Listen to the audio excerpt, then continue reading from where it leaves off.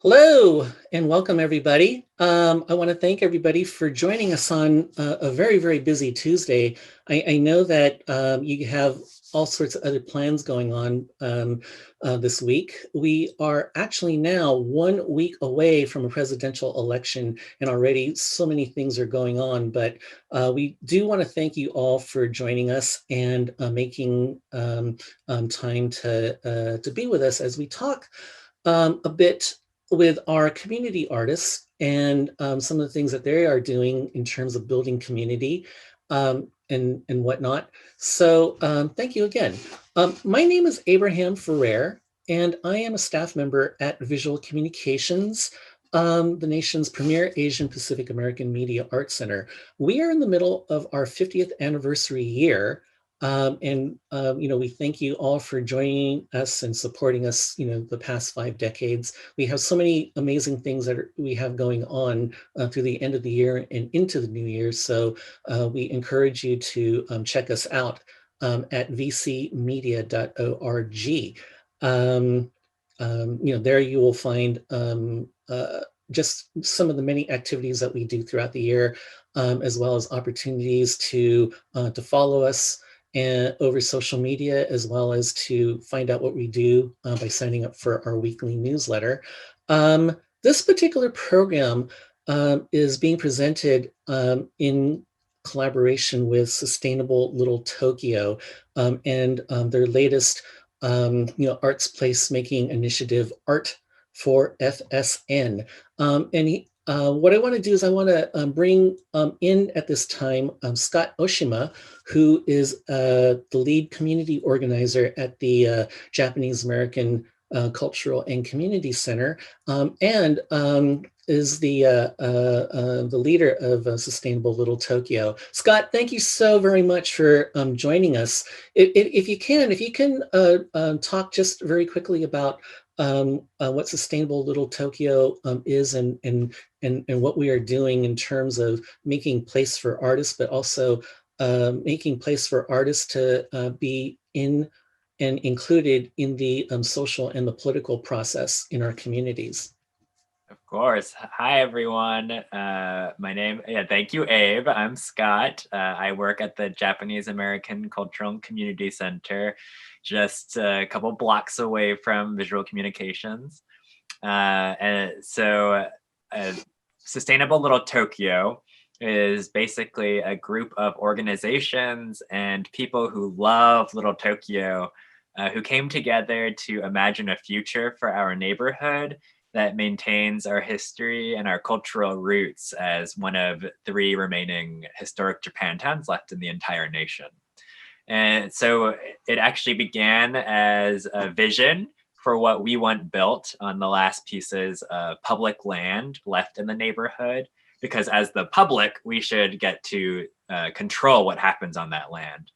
And so we have created a committee of local artists, including Abe, and I'm sure some folks here who have been really the leaders in really thinking about what kinds of arts and cultural spaces and what kinds of support and resources that artists need in order to continue sharing the history and the hopes and the future of our neighborhood, but also as really a vital part of the identity of this community. And so that's called the Arts Action Committee that meets every month. And so that group, really created this series almost of more than a year of programs focusing on one of those pieces of land called First Street North. That's what FSN stands for.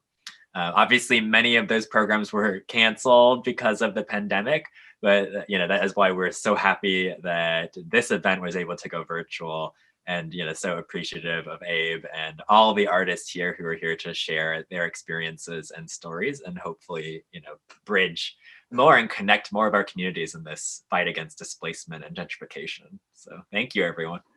Great. Thank you so very much, Scott. And if you will stick around, and whatnot, I'm sure that a lot of the things that our panelists and our guests have to talk about, has a lot of connection, with what we're doing at Sustainable Little Tokyo. So thank you once again. I think that one of the things that's really, really important to note, as we get this program started, is that for a community that is one of the oldest in Los Angeles, it's also one that has really been affected by waves of community redevelopment and the displacement of stakeholders that has gone along with community redevelopment. However we call it, from redevelopment to gentrification or whatever kind of definition that you want to use, there is no doubt that that our communities are changing through a wide variety of different factors.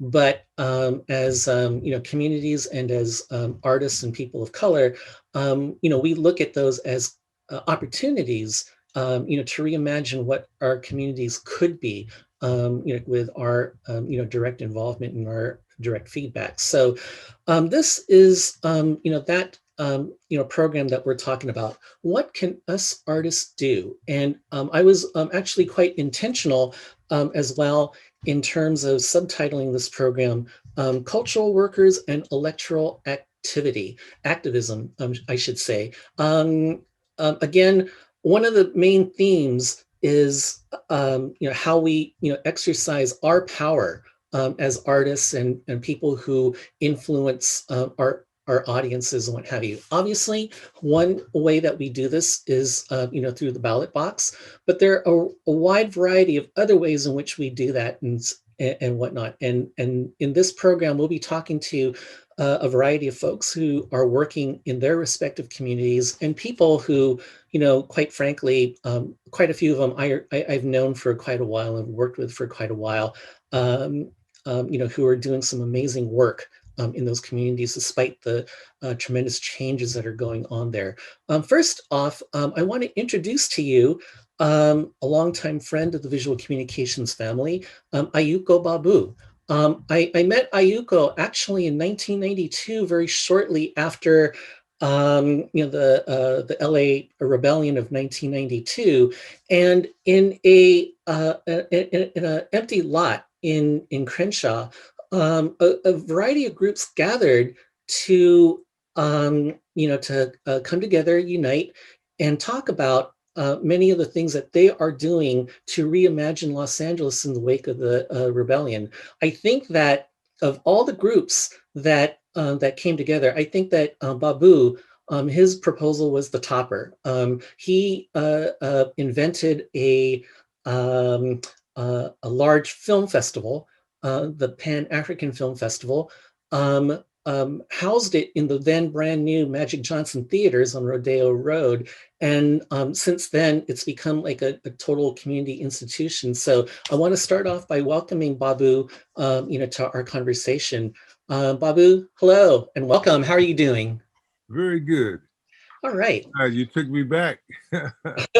Well, Yes. deservedly so. I mean, it's been a long time since, you started the Pan-African Film Festival. But if you can talk a little bit about, how that initiative came along and what was the need for, for that initiative in the African American community at that time, and what has it turned into since then?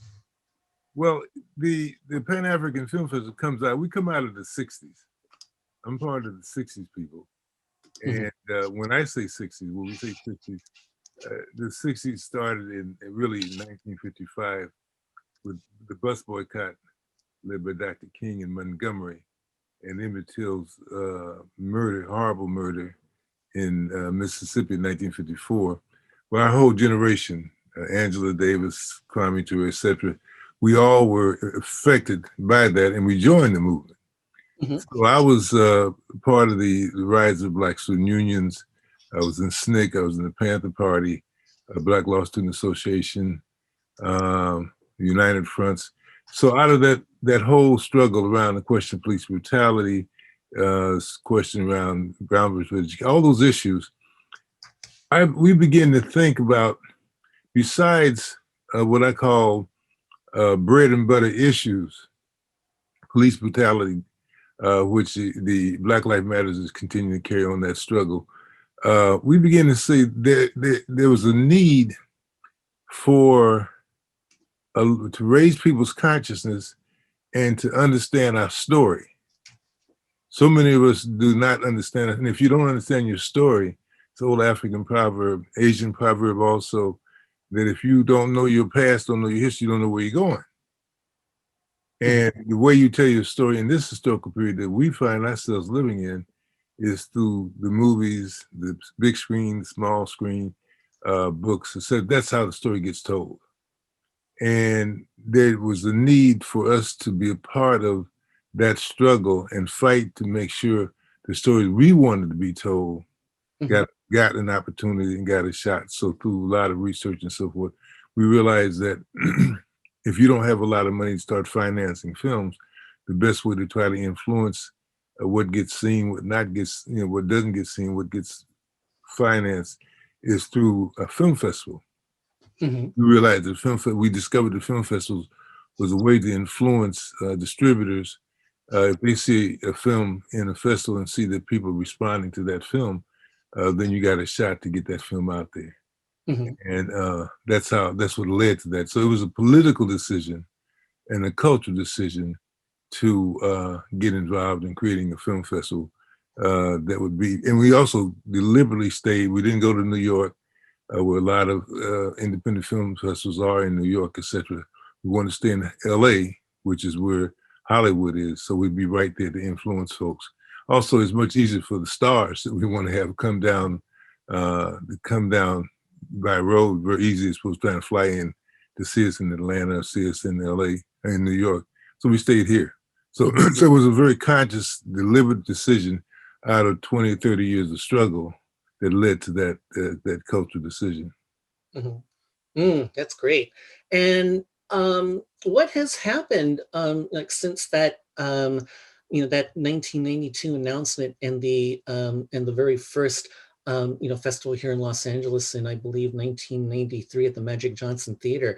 In what ways has the festival grown and embraced the not only the African American community but other communities beyond the beautiful Crenshaw district? Well, I think that one, because we came out of struggle, we were very much aware that there would be an interest in the festival, because number one, as an African person, as a Black person, we were interested in our story. So I knew if I was interested in my story, and if I was interested in the Asian story, then I know other people would be interested in that story, and that's exactly true. We have a worldwide reach in terms of millions of people who look at our website. We're getting ready to do a virtual festival that goes around the world. Folks come in from around all over the city, all over the country. So we have what is it? Our statistics at this point is something like we have 185,000 people come out to see that festival every year. And one of the things we constantly battle is with mainstream commentary. They see us as a niche festival, and they see Asian Pacific as a niche festival, because we're not part of the white majority. We said, wait a minute, if you got 185,000 people coming out to see your film festival and your art show, that's not a niche for 20 years. No, that's critical mass. Right. And so, and we have a reach. We're on different boards in the continent of Africa and the Caribbean, etc. So, and we've had a lot of folks. We had wonderful conversations with Bill Richards and Denzel and so forth. And so we feel very good about where we are. We need to try to get more and more influence. It's a constant battle, as you know, to try to make sure you stay relevant and try to push films that say something, like the title of this discussion was, what can artists do? Well, everybody says what you can do is you can speak the truth, but we're beyond just speaking the truth. There's got to be, what kind of truth? Is it going to be progressive truth? Yeah. Is it going to be, it's good to be Asian and African and and we in a multicultural world, all these kind of things. We want deeper insights, like, for instance, one of the things that I love about the Asian Pacific Film Festival is that you bring that voice, that diverse voice, throughout the Asian world that we don't get a chance to hear. Now, one of the things that I've been looking for years, the Vietnamese made 3 or 4 major films on the Vietnam War, have not been seen in this country. I saw one in Tanzania, and I saw one in Cuba, I believe it was, and they're incredible films. Nothing's been no films.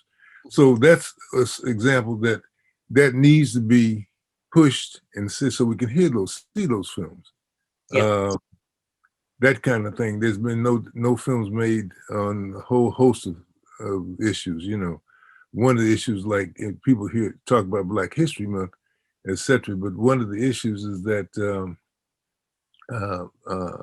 Frederick Douglass, at the beginning of the Civil War, he was so disillusioned with what was happening with the Civil War that he was getting ready to move to the Caribbean and to Africa. And then when the war broke out, he decided to stay. So it's a lot of issues that have not been touched and has been kind of done in a superficial way that I think needs to go deeper, Yeah, definitely. That makes sense. Yeah, it's done. So we'll get back to you in just a minute. What have you be hang on tight. These thoughts are very, very intriguing. Let's go ahead and move on to the next guest here, Ruben Guevara. Ruben, hi, how are you doing? Oops, I think that you're muted. Okay. Hey, there you go. Hey, Ruben, how's it going? Okay, start my video. Got it. Yeah. All right. So anyway, well, thank you for joining us. Ruben, you're a native of Boyle Heights, which is literally right next door to Little Tokyo, which once upon a time was, could have been seen as an extension of Little Tokyo.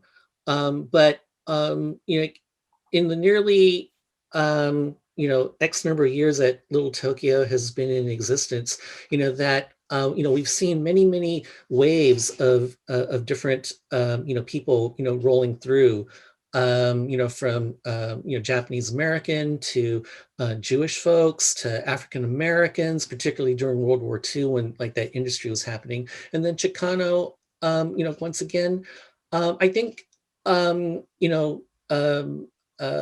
Heights has had a very, very rich history, but like many communities, one that has been impacted for better and for worse by community redevelopment. And I think that a lot of the stuff that you talk about in terms of your art, reflects those complications as well. If you can, talk a little bit about about your experiences and again, your role as not only an artist, but as a placemaker of art.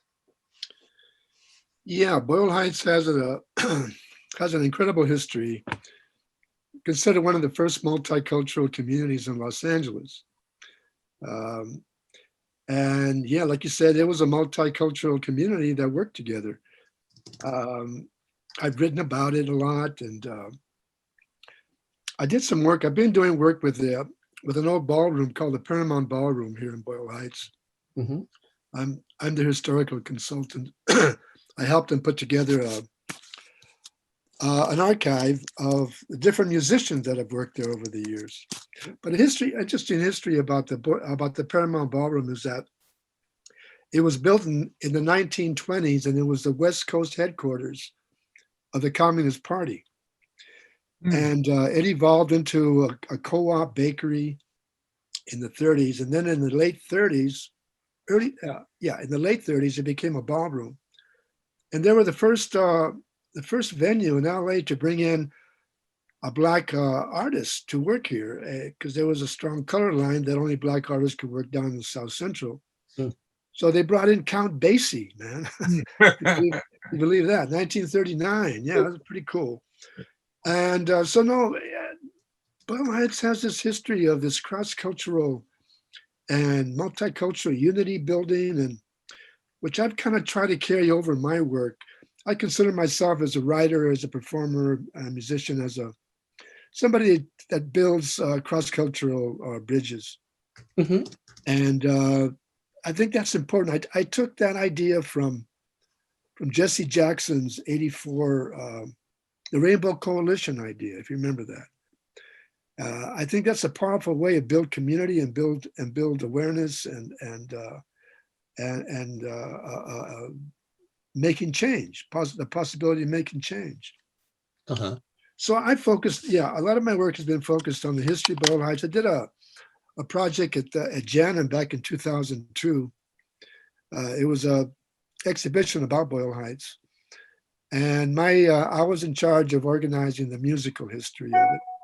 I put together a listening station and recorded music from the 30s all the way up to the present time, also Motley in the early 2000s.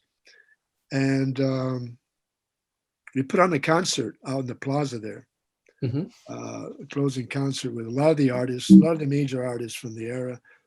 We had klezmer music, we had hip hop, we had the oldies by Cannibal and the Headhunters, we had Lalo Guerrero. It was a mixed bag, but again, it reflected Boyle Heights and all its power and all its musical history.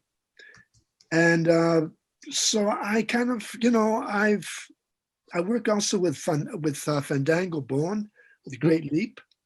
Oh, yes. They have an interesting project called Fandango Obon. It's a combination of the Fandango, the Mexican celebratory festival, combined with Obon. But the beautiful purpose and magic of that program is that we bring together musicians from the African diaspora, from the Mexican diaspora, the Japanese diaspora, and we have this festival at JCCC every year, where we come together and we present works with the musicians blended. African drummers mixed in with taiko drummers. Maceo Hernandez is on that, and Sean Miura on the shimisan, mixing in with everybody. So it's a pretty cool mix, and it's what I see as Angelino culture, which is a culture of autonomous cultures. And I'm trying to work with that idea with how I organize and how I work with culture and history. We're going to do it again this year, but it'll be virtual, November 15th. I usually come out and read a poem, an opening poem to open the event. It's cool, man. There's African dancers, there's Japanese taiko and Sufi teachers showing dances. Nobuko Miyamoto, is in charge of that. Dan Kwang, the director. Yeah. So that's a very, very powerful example of community coming together for a common cause of mutual support and identification, and really strengthening the idea of what LA really is about. Yeah, we're doing that. Yeah, excellent and stuff. So thank you again. We'll get back to you in just a hot second, but I just want to go ahead and move on so that we give everybody a chance to speak. The next person that I want to introduce is Clement Hanami, who I've known for quite a while as a visual artist and in some ways an environmental artist. Some of your works I've seen have been very very monumental in scale. I think that it's a little bit too easy to confuse like your roles in community, because at the same time that you are busy making art, that you are also involved as the vice president of operations right across the parking lot at the Japanese American National Museum. So just like most everybody here, not only are you an artist, but you are also a curator and an artist placemaker. Maybe what we can do is that we can talk a little bit about some of those activities that you're doing. Thanks, Abe. And hey, Ruben, I remember Boyle Heights. Great job. So my name's Clement, and I've actually spent almost my whole life in Little Tokyo. I went to elementary school there in the 60s, and I've been working at the museum since 1992. Our mission is to promote understanding and appreciation of America's cultural diversity by sharing the Japanese American experience. That part comes second, because really our goal is to promote understanding and appreciation of all cultures. Some of the challenges I see today is really that, people look at, there's a group of Americans who see America through a single lens, and they see America as this. But BIPOC people of color have had to look at America through two lenses. We've had to understand their lens, but also see it through our own person of color lens. And so it gives us a greater appreciation of what it means to be a person of color in America. And so a lot of our work really is about trying to promote this lens, this alternative lens to all people. Like Boyle Heights was a good example. Our museum opened in April 30th of 1992. So it was April 29th that the decisions of Rodney King came out. And so our museum opened in the midst of the turmoil of Los Angeles.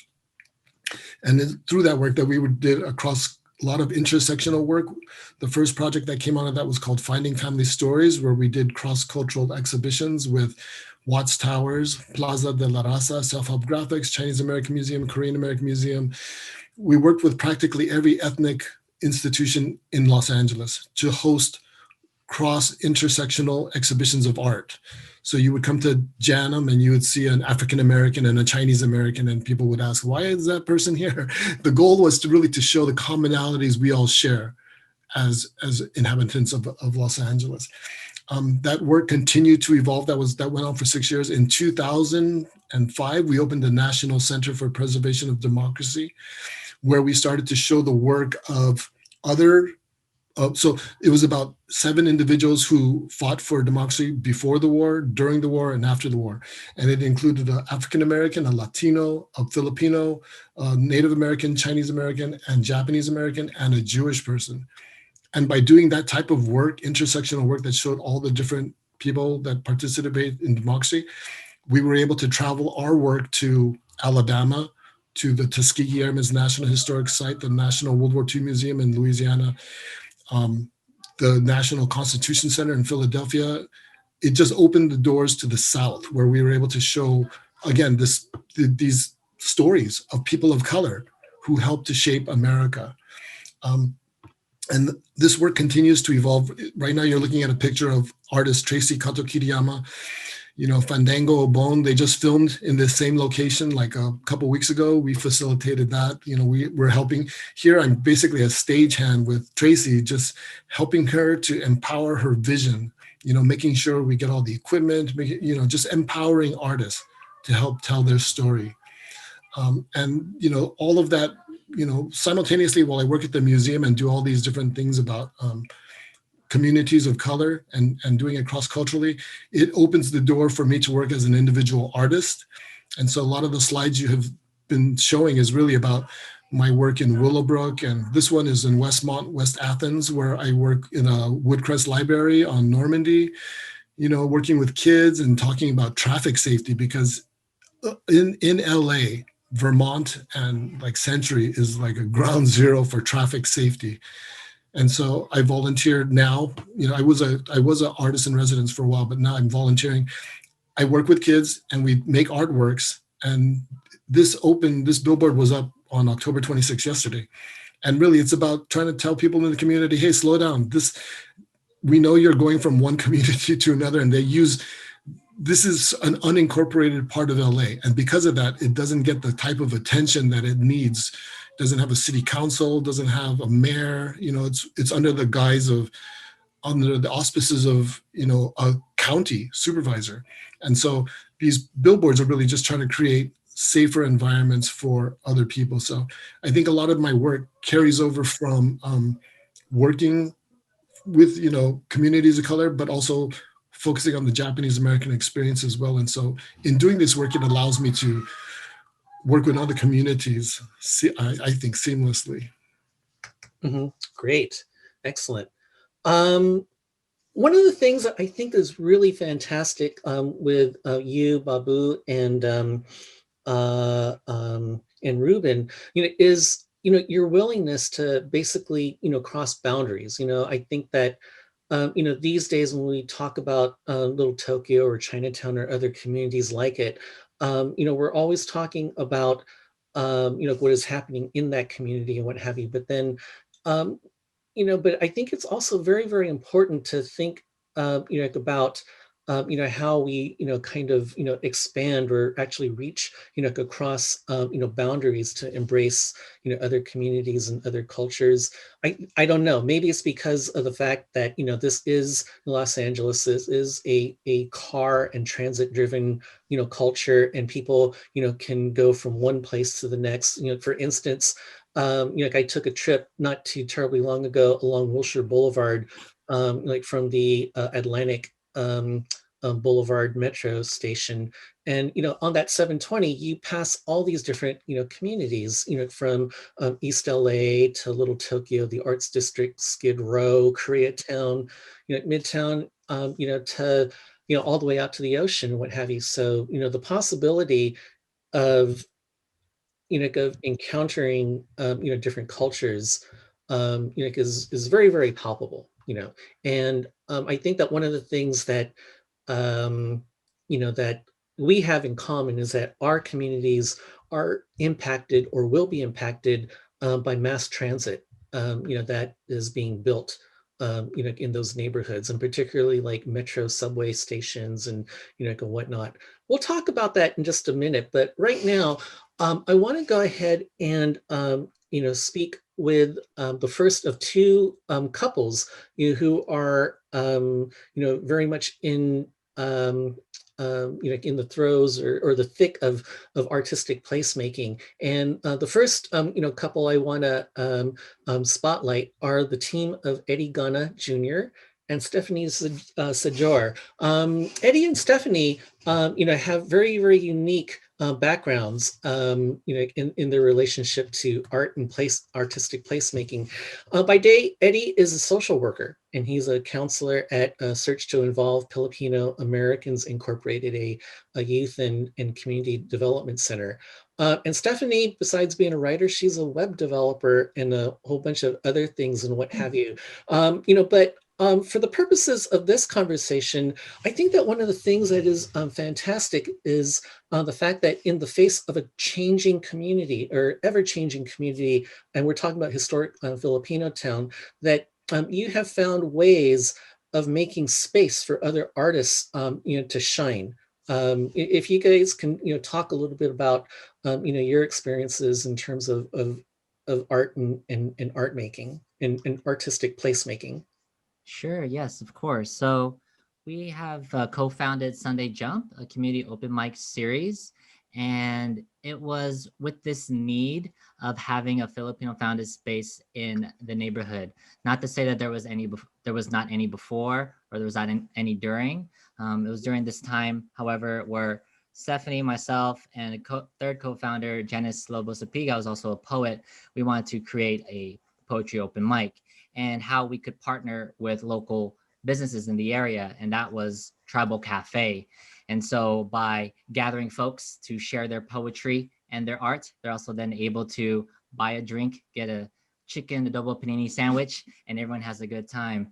And it started as a goal for us to raise awareness about what is happening in historic Filipino town. When you hear the name historic, you may think that it's in the past, that Filipinos aren't there anymore. Yes, the majority is Latinx population. At the same time, there are Filipinos still in that area, and it still holds close to many of us. That, again, keeps us gravitated towards the neighborhood. And so we've been doing that relatively recent, since 2012. Since 2012, yeah. Mhm. So we've been holding space. So again, like Sunday Jump, it's a monthly open mic series. We run, our regular season runs from March to November. When we first started, we were very, very ambitious. We had an open mic twice a month, every month, so year round. Right. Over time, it has evolved. So now we're once a month. But in addition to the open mic, we've transition programming as well into offering spaces to not just showcase, but to create. So we also have workshops. We also have an annual poetry slam. So just finding different ways for us to both develop and exhibit our artistry. And other collaborations out there too. Like for example, Tuesday Night Cafe, which we look up to so much as a sibling space, our older sibling. Common Ground, which is based in Orange County, and Palms Up Academy, which has seen its own reiterations over time. One time it was The Great Mike, it was Our Mike. Now it's Palms Up Academy by the Bosco family, by Ariana Lady B Bosco. Right.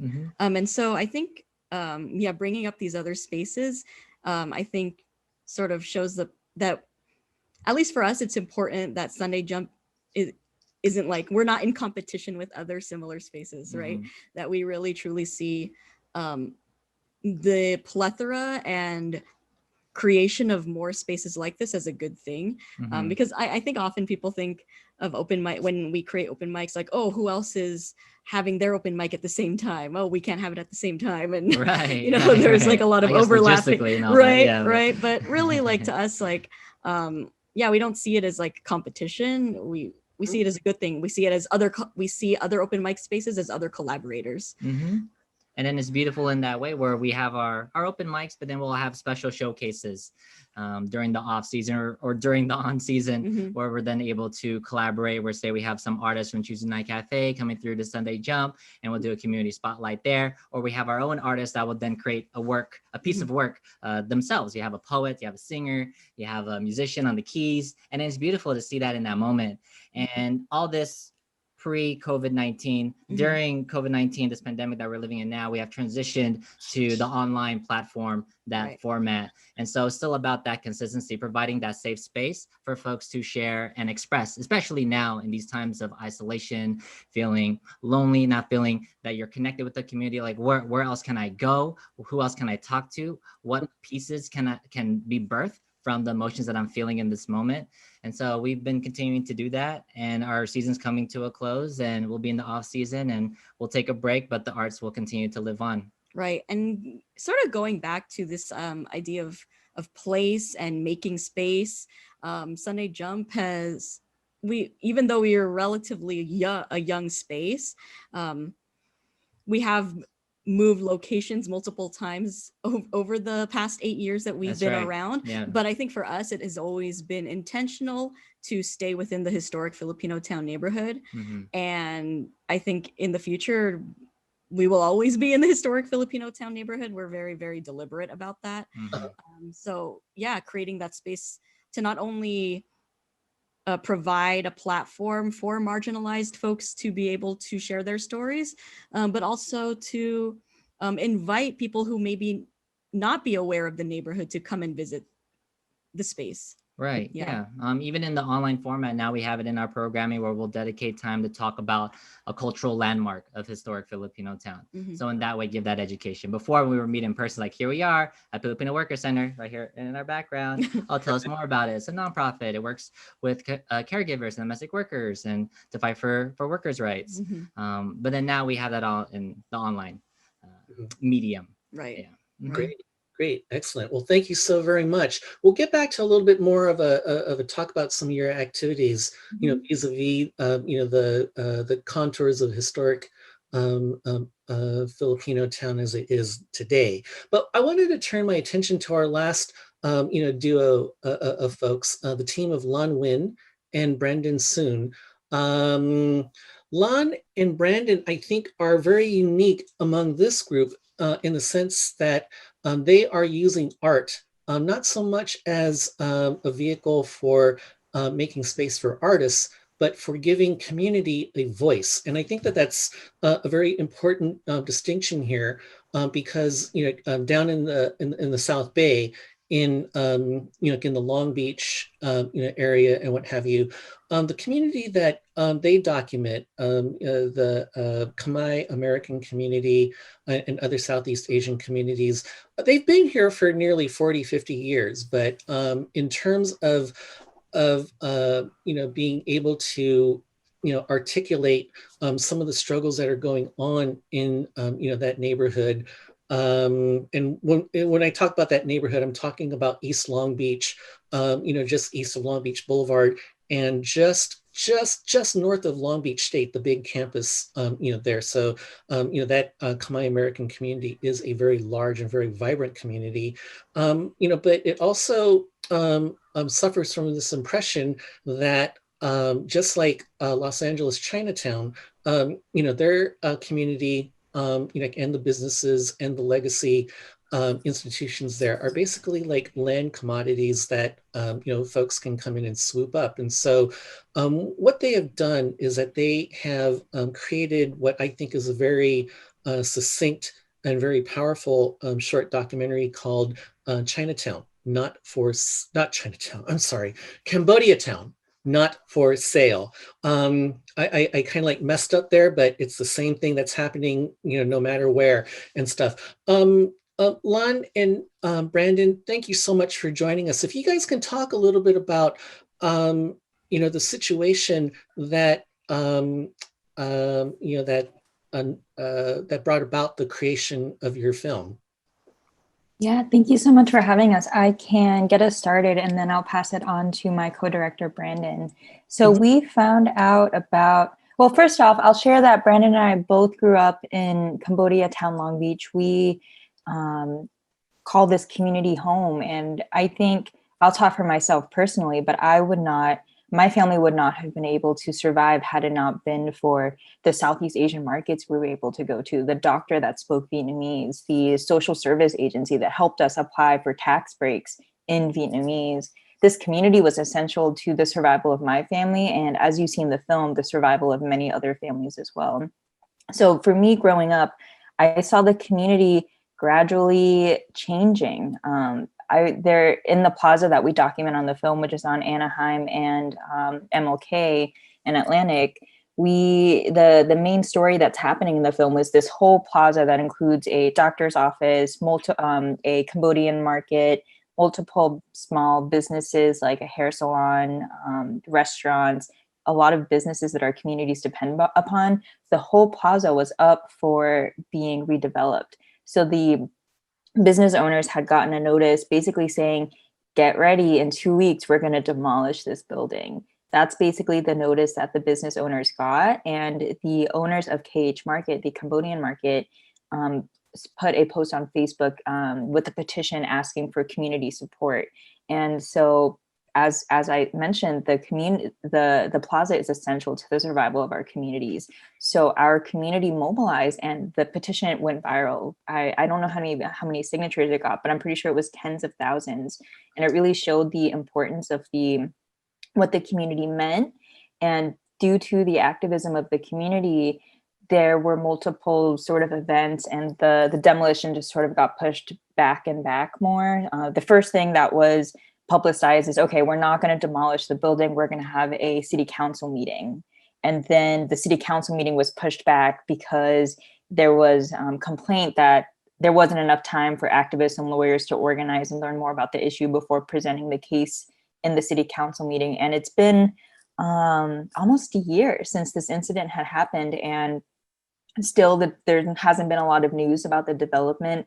I think, unfortunately, although the building has not, the plaza has not been demolished, we are seeing sort of some sort of private back end conversations between the building owners and the businesses. We believe that some business owners and the private developers might be having some sort of deal, as opposed to the whole community sticking together and trying to fight this. I think, especially with COVID, folks have to do what they have to do to survive, unfortunately. But our cause for making this film was to spread awareness of this issue and to show community power and to show not only how important this plaza was for our communities, but that our communities are not just victims, they are powerful members of the community. So I'll pass it on to Brandon.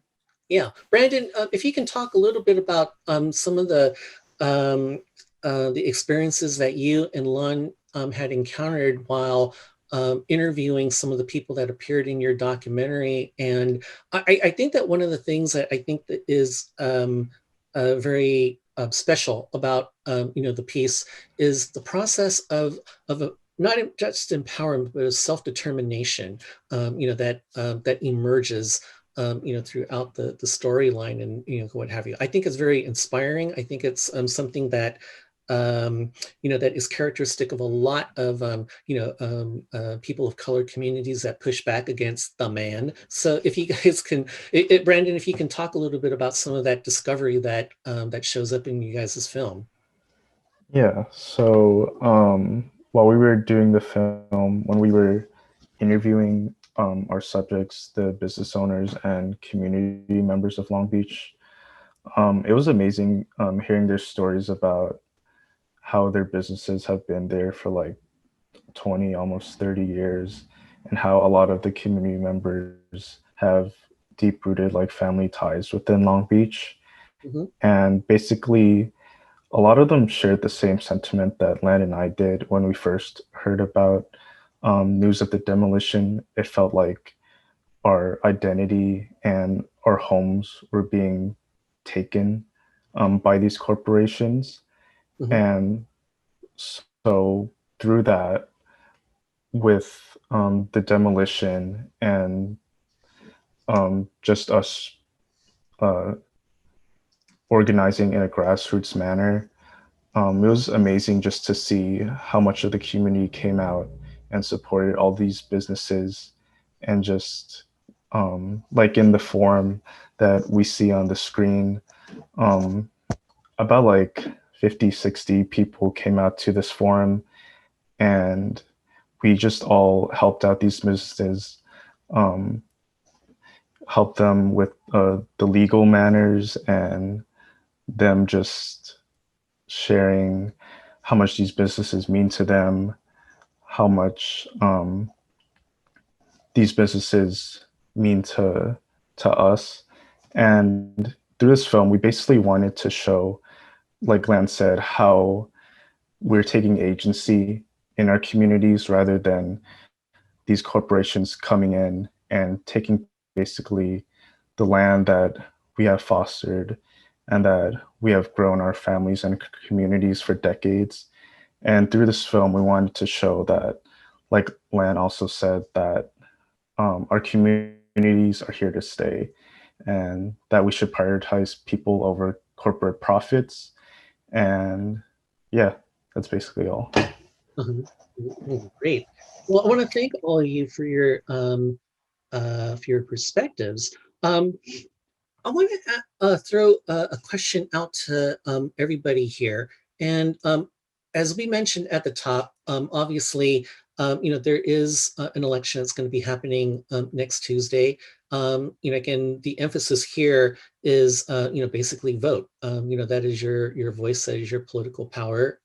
Exercise it or suffer the consequences. But no matter what happens next Tuesday evening, Wednesday morning, we still have to get back to the long, arduous process of advocating for our communities, and the issues around displacement are still going to be there. The issues around everything that has to do with redevelopment, from healthcare to youth in gang intervention, to food insecurity, to public health, to a whole bunch of other things, that affects each of our communities, are still going to be there, and whatnot. I wanted to, ask you, and I think this may be more than, that I'm asking, but I'm going to ask it anyway. How do you feel that, that exercising, power, through the vote, is an ingredient in helping to not only build community but defend community, in the face of, of things going on in our spaces, that I've outlined and stuff. Anybody want to take a crack at that? Be my guest. Babu. Uh-oh. He's got to come on.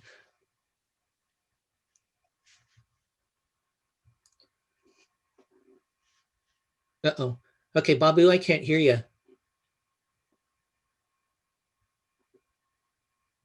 Okay, how's that?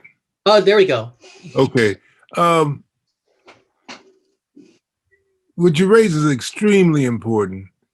And it's a recurring theme in American democracy over the last 200 years, that there'll be an issue, Trump or whatever you want to, whatever the issue is Trump, this issue, and you get caught up with that. Then the next day you have all these other things that's going on, and what do you deal with that? How do you organize your life, et cetera, et cetera, et cetera. And I think, because I think about those issues all the time. You think about it. Obviously, everybody here thinks about it. I think, one, you got to make priorities. Mhm. And within priorities, one, you got to admit, I got to make priorities. And two, I have to make a decision within those priorities. What is decisive? How can this have, what kind of impact does this have on my community, on the city, the county, state, the world, Mhm. etc. And then make decisions. Does this have that much effect? In fact, does it have that much impact? Or am I just dealing with something minute and small? And is that what I should spend my time with? Or can I deal with something more important?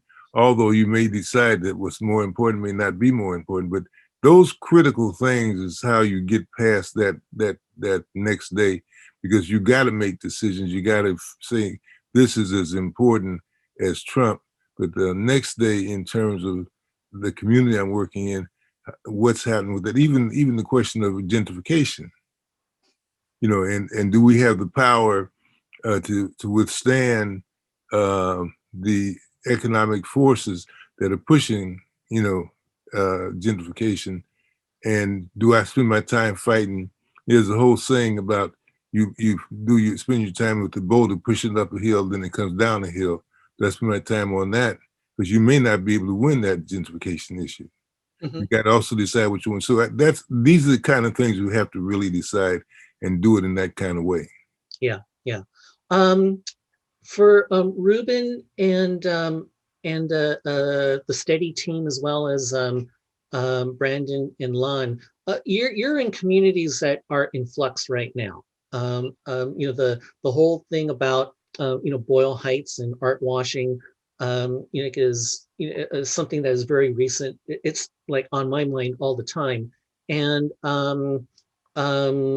for Stephanie and Eddy, it almost feels like Hollywood is moving into historic Filipino town, and whatnot. Some good changes, some we'll see, and whatnot. And let's just face it, Lon and Brandon, the people that are pushing against, the people in Cambodia town, that kind of redevelopment is just evil. So, anyways, I wanted to, to ask you, not just on a presidential kind of a thing, but how is it that we can exercise the power of the vote, whether or not it's like your city councilman, your representative, your sheriff, your community neighborhood captain, whatever. And this is basically like down ballot voting and what have you. So basically on the ground level, how is it, that we as artists and cultural placemakers, can work to ensure that, that our representatives, our allies, are with us on the ground level. And, because Babu had said, president, whatever and stuff. But we're talking about like on our level here in our neighborhoods and what have you. What value is it to, to get artists and community people involved, in that kind of level of enfranchisement by exercising the vote? Lon? Yeah, I'd love to answer. So as a young person, I want to sort of share my experience as a young person. So in California this year, 18 to 34-year-olds are the largest voting bloc. So we make up the largest number of voters, which means we have the power to shape the election. However, we make up the lowest turnout. So what's going on here, right? Because if you survey people in this age group has some of the most progressive values. So we could change the state. However, we're not seeing that turnout. And for me as a young person, I am voting, but I do understand that hesitation. It's this feeling of like, whether or not I vote for this proposition or this president or this governor or the city council member, I feel like Cambodia-town is going to get gentrified, So it's this feeling of hopelessness and this feeling of like being on the ground. We protest, no matter who's the president, we're going to get arrested, we're going to get a fine. So it's this feeling of feeling hopeless. And I think as artists, as cultural producers, we have this power to empower young people and empower people and show them their power, to show them that things like gentrification, things like police brutality, that's not normal, that's not inevitable, and that we have power to change that. And I believe that by utilizing storytelling and showing examples of people having power, it'll empower people to exercise their right to vote. I think people very much care about issues.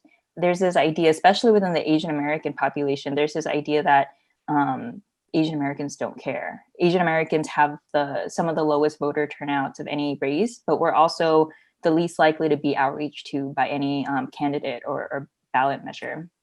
So it's important for our communities to take a stand. And there's so many things on the ballot right now. Like you could vote for, I'm going to quote Angela Davis. Angela Davis says that you can vote for the people who shape the conditions in which you organize. So you can vote for a city council member who will not arrest you for protesting gentrification, or someone who will call the cops on you. And I also want to quickly note, we in California, we have a very important proposition on the ballot this year, Prop 15, which will tax corporations and give small businesses tax breaks in order to invest in our schools and community programs. So there are very tangible ways in which we could vote to gentrification, to vote to stop gentrification, and also vote to shape the conditions in which we organize. And I really want to empower everyone, but especially my young people watching, to exercise this right and exercise this power.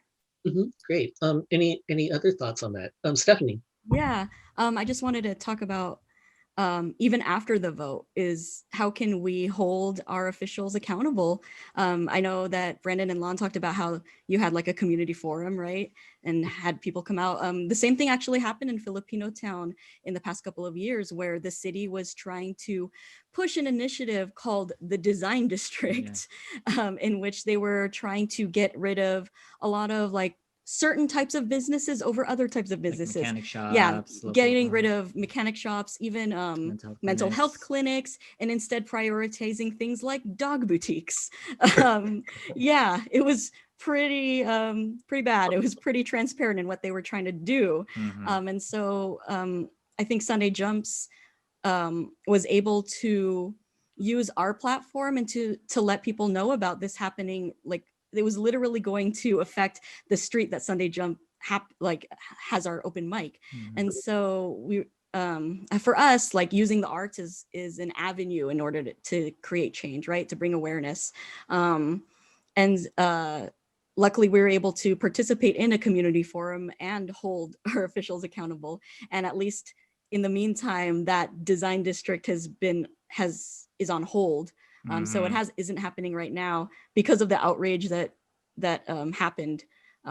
So yeah, I think so. In addition to voting for officials who will listen to you, also holding them accountable when they make moves that you don't agree with. Right. So then change at the national level, but also at the local level, and it comes from direct action.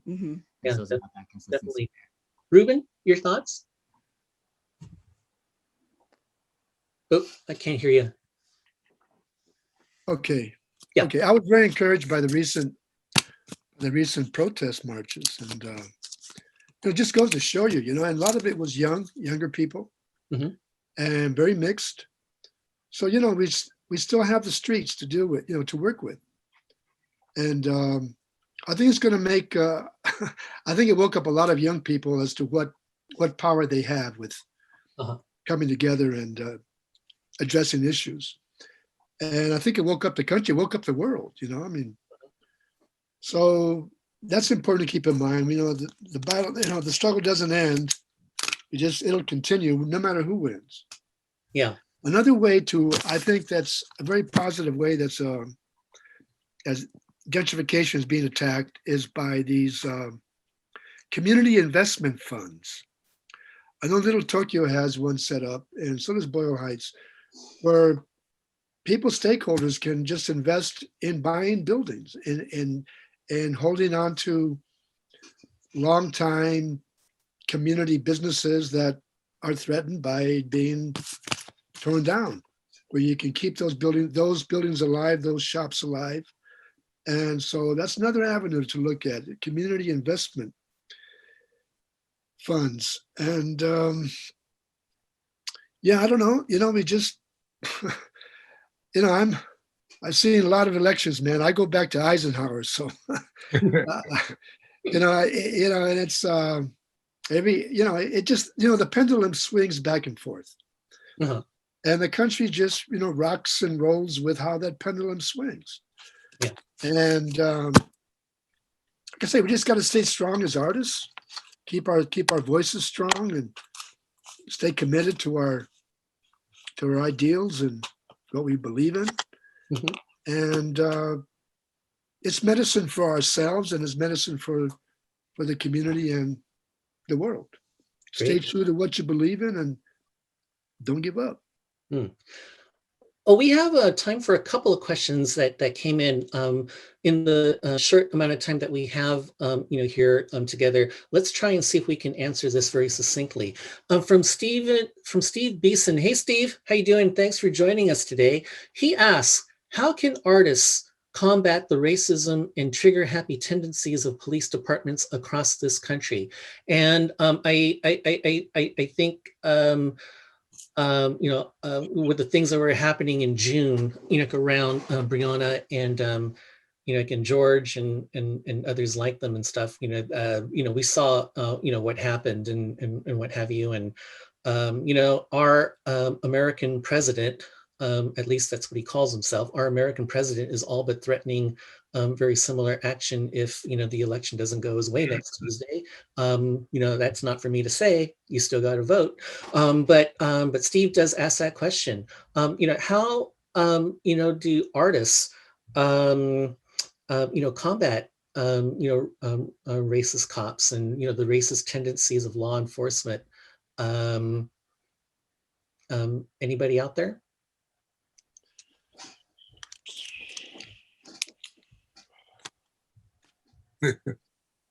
Wow, that's kind of like really crazy. Babu, you got the floor.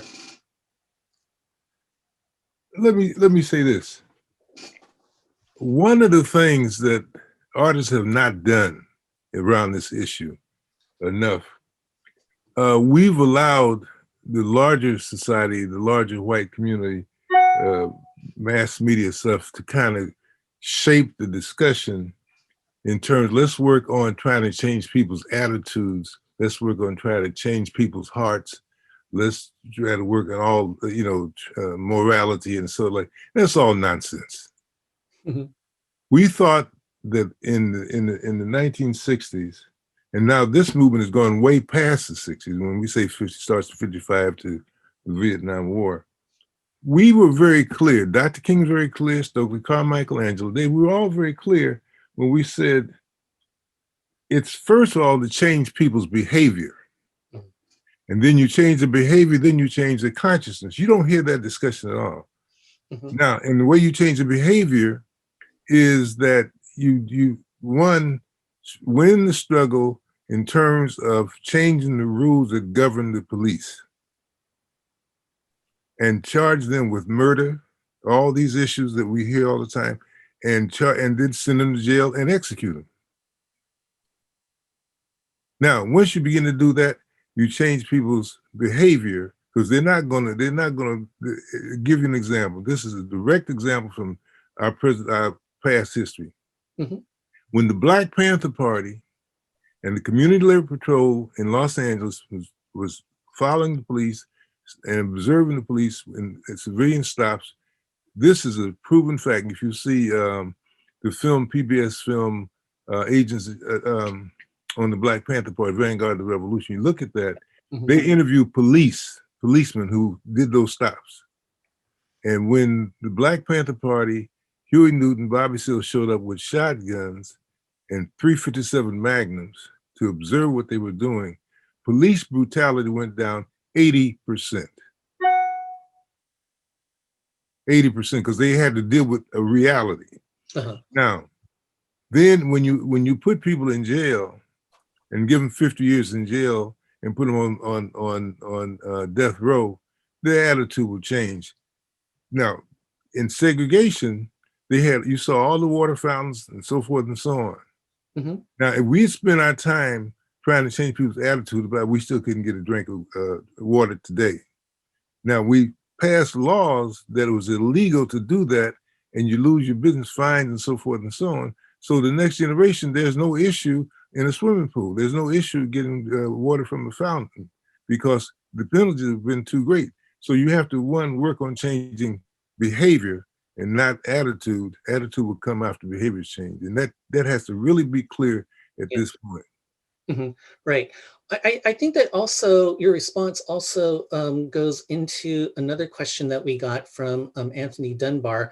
Hey, Anthony, how you doing? And I think that because of time, this will be the last question. So I'll make this a free for all for everybody. He asks, are there plans or intentions to connect, call out, and or connect with corporations to hold to a higher standard within their corporate social responsibility in this justice moment, be it gentrification or social, racial, justice issues? I think that the only thing that I will say about that as a member of this panel is that kind of like goes hand in hand with the responsibility of our elected officials and people who are in government, that do the permitting, the building, the politicking around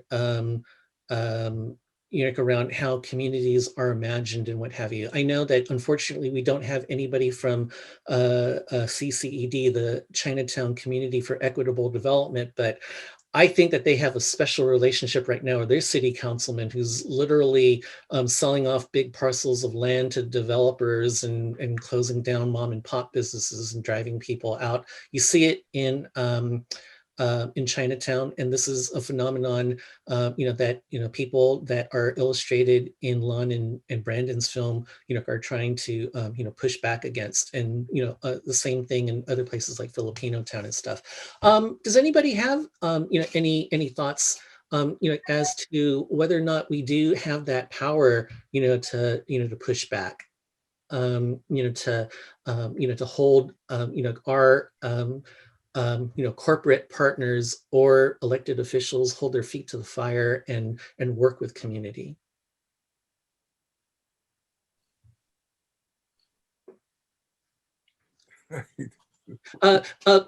Brandon, I'll go ahead and let you go first.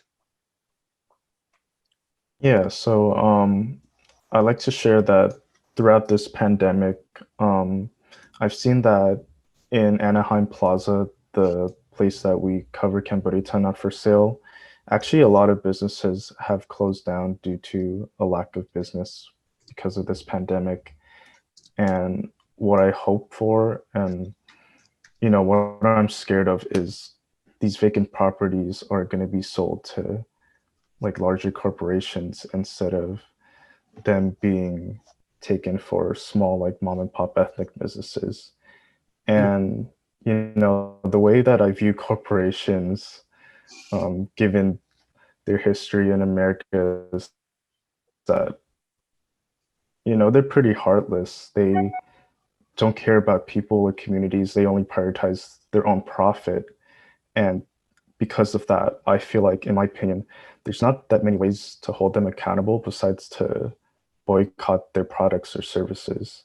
And I'd say, like, if a new corporate supermarket opens up in CAMBODIATOWN in place of, a long-standing Cambodian supermarket, I'd say a good way to resist against that is just to boycott them, so that they know that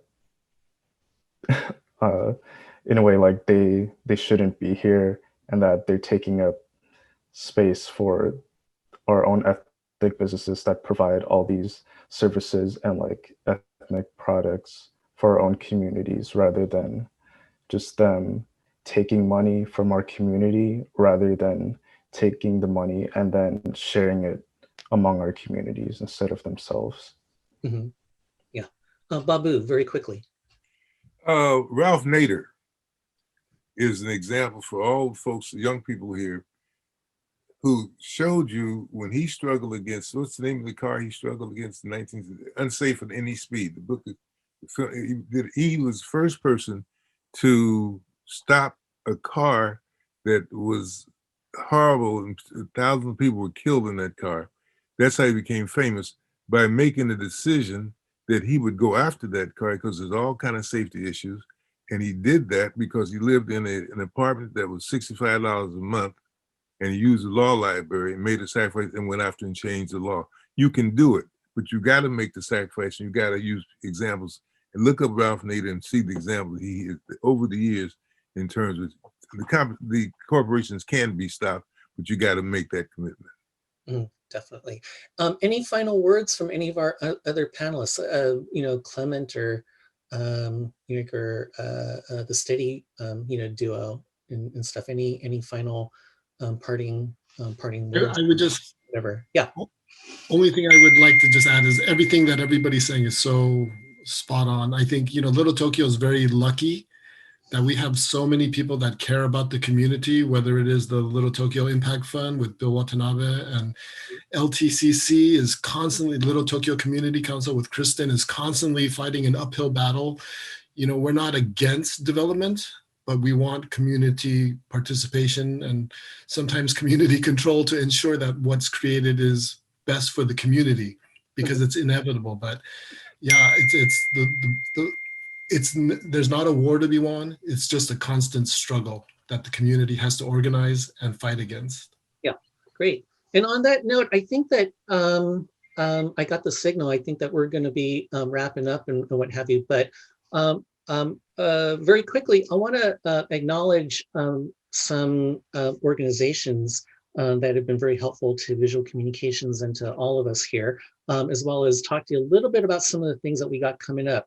First and foremost of all, Sustainable Little Tokyo, which has been a partner in many of the activities that we've been doing around the FSN, the ART4FSN and their other, arts action initiatives and what have you.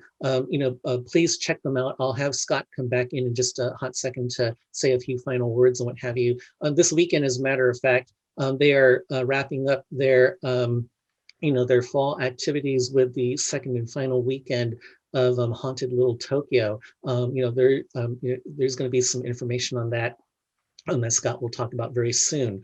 Also, as I mentioned, Visual Communications is in the middle of its 50th anniversary program. And one of the things that we are doing is what I think is currently the longest running film festival in the nation this year, longer than the Seattle International Film Festival, and that is our own Los Angeles Asian Pacific Film Festival. We are going to be entering our final huge weekend, this weekend, and so we want you to check that out. Online, tickets are available. We have a lot of really fantastic things, coming up. And on December 1st, we are going to be holding a gala, online. Most fundraisers and galas are moving online. Hey, so are we. And we would like for you to join us on Tuesday, December 1st. Although our 50th anniversary year technically does not end until April of 2021, so we'll be having a few other events happening in the beginning of the new year, and what have you. And again, I want to remind everybody, hey, 1 week from today is Judgment Day. You have the power. And I suggest very strongly that you go out there and vote. Scott, let's go ahead and go, back to you. I'd like for you to kind of finish, things off, because I know that we have, been hearing from so many people who are articulating struggles that are very, very similar to what, we have been experiencing and we've been fighting for and against here in Little Tokyo for almost as long as visual communications has been around. So I'm going to go ahead and very quickly give you a minute to give us the last word. Sure. Hi again, everyone. Thank you, everyone, for sharing about the work that you've been doing and about your communities. I think, in particular, obviously, thank you to Abe for putting this together and bringing together this incredible panel. I think we, yes, I see the claps. I think we have to, because we have to start building stronger bridges between all of our communities, because what we're up against is enormous. It's developers, it's the city, it's the county, we have so much to fight and push up against that we really need to be united in protecting our communities and really, fighting for the future that we want.